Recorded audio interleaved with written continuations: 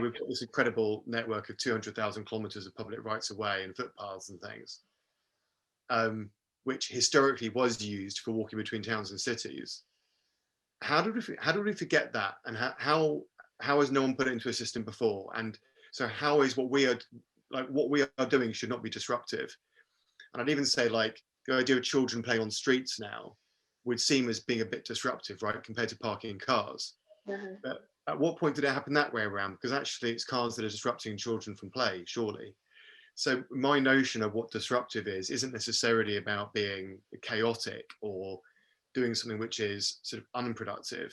It's more saying that some of the current structures need disrupting because they're slightly wrong. During the last two sort of like releases of lockdowns, we saw these sort of like honeypot sites in places like on the top of Snowdon with really high footfall.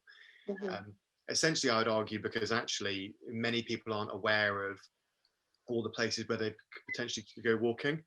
And so you have these particular places, particularly in like our national parks and some of our AOMBs that attract large numbers of people.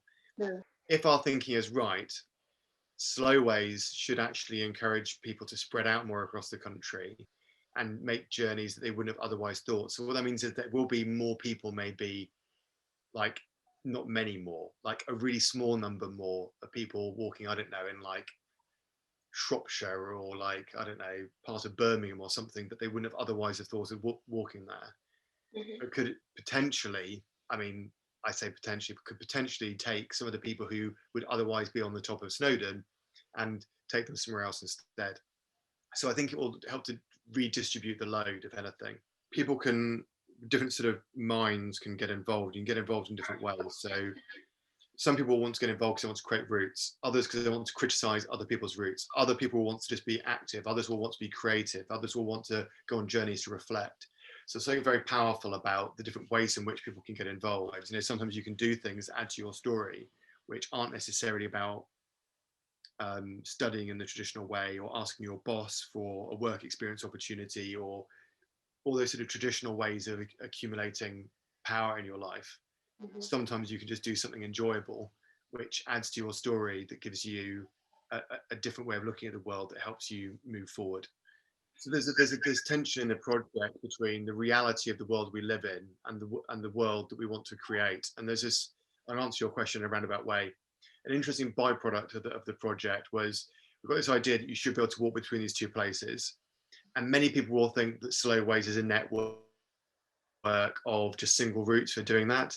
But really slowways is the idea that you can walk to a neighboring town or city. And then we're proposing different routes for completing that journey. So actually that means there might be 5 different routes for going between Beaconsfield and Slough, for example. And one might be more direct, but involve a bit of road walking. Another one might be less direct, but miss out all the styles. So if you're a single parent and you're pushing triplets in a pram, you might be willing to go a kilometre further if you miss. Another route might be far better for people who have other particular mobility requirements. So when the volunteers in the first lockdown were mapping out routes, OS maps don't show you actually how accessible a route might be, and actually most mapping platforms don't do that.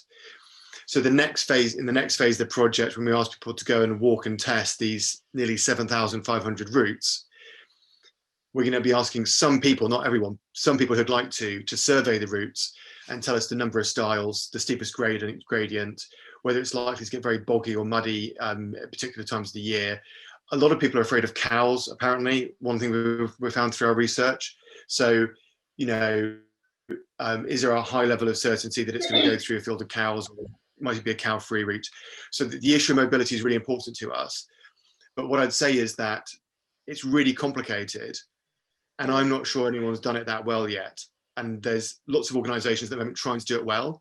It's almost like the guidance at the moment, for the most part, is either from a land manager's point of view, here's how you design a path for accessibility, or it's guidance which has been created for one or two particular user groups. Maybe they've got a sight impairment, or maybe they use sort of mobility buggies or whatever it might be. But no one yet, and maybe we won't succeed, no one yet has done a very good job of doing something for everybody. And for me, that's as complicated as, right? So you could put a wheelchair symbol on a route to say that a route is wheelchair accessible, right? But what kind of wheelchair have they got? Who are they? And what's their aspirations? So we know of off-road wheelchair groups and individuals who will go up mountains that able-bodied people can't go up to. They'll take their wheelchair through rivers that able-bodied people wouldn't go through.